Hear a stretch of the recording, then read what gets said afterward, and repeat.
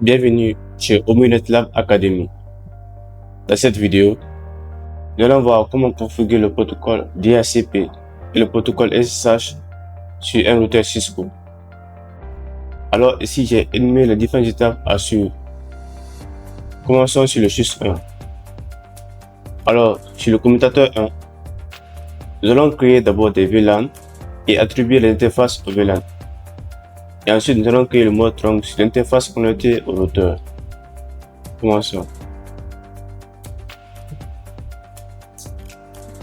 Alors, sur cette topologie, nous avons ici 3 VLAN. VLAN 10, 20 et 30. Enable, configure terminal. VLAN 10. Name. Commutabilité. VLAN 20. Name. Direction. VLAN 30. Name.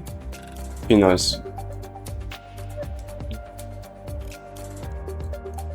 Après la création des VLAN, nous allons maintenant attribuer les différentes interfaces aux VLAN respectifs. Interface range, passe Ethernet 0/1 à 2. Just port, mode, accès. Just port, accès, VLAN 10. Interface range. Passe Ethernet 0/3 à 4. Just port, mode, accès. Just port, accès, VLAN 20. Interface range. Passe Ethernet 0/5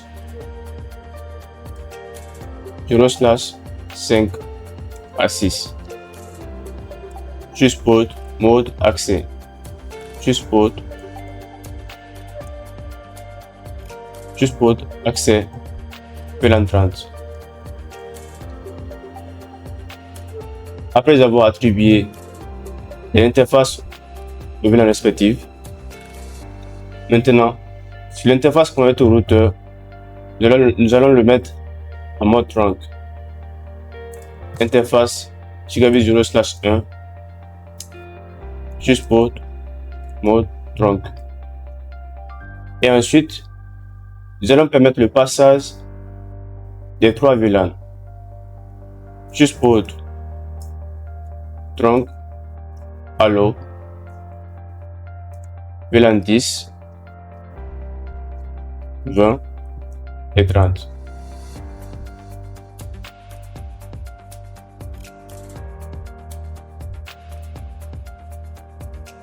Je laisse la configuration.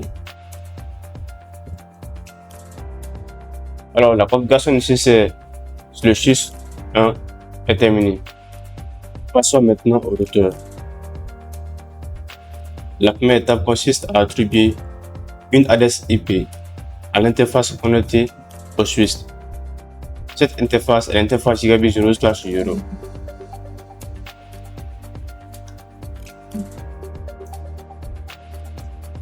Enable, configure terminal, interface gigabit 0/0, IP adresse 192.168.12.1, suivi du MAC de ce réseau.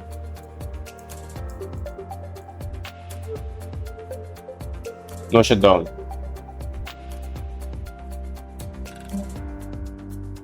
Ensuite, je vais exclure les 5 premières adresses de chaque pôle en fonction des VLAN. IP DHCP, excluded 192.168.10.1, 192.168.10.5.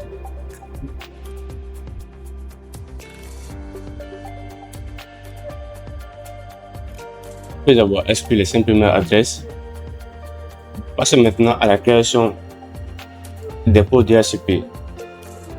Commençons par le port 10 en fonction du VLAN 10. IP DHCP, port 10. Ensuite, je tape la commande network. La commande network doit être suivie des adresses réseau de chaque pôle. 192.168.10.0 suivi du max de sous-réseau. Ensuite, je tape la commande default router. Le default router servira de passage par défaut pour tous les PC de VLAN 10. 192.168.10.1. Alors, pour le pool 10 est terminé. Passons maintenant pour le pool 20. IP DHCP. Pool 20. Network. 192.168.20.0.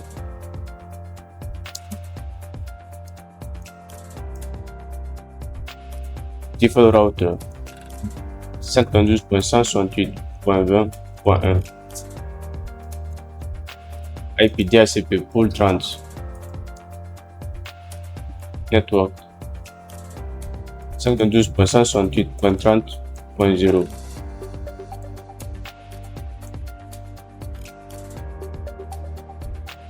Default router.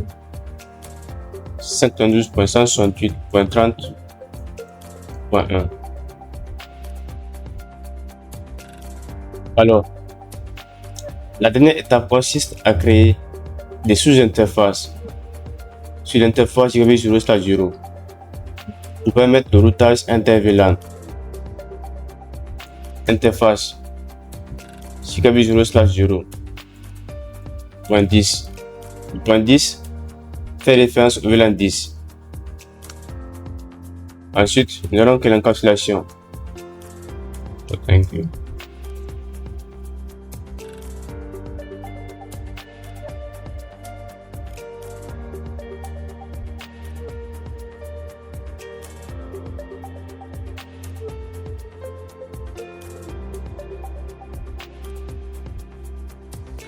C'est maintenant à la sous-interface, à la deuxième sous-interface, interface Gigabit 0/0.20.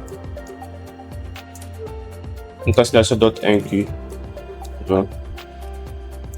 IP adresse 192.168.20.1.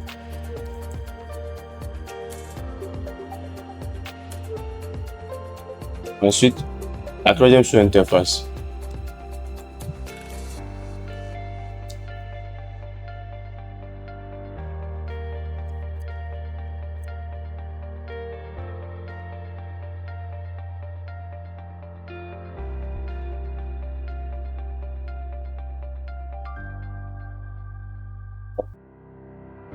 La création des sous-interfaces est terminée.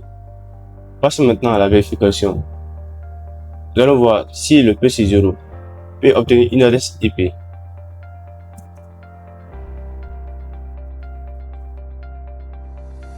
Alors, il suffit juste d'appuyer sur ce bouton DHCP. On remarque bien que le PC0 arrive à obtenir une adresse IP sur le routeur. Et voici sa passeur par défaut. Cela montre que la configuration du protocole DHCP fonctionne correctement.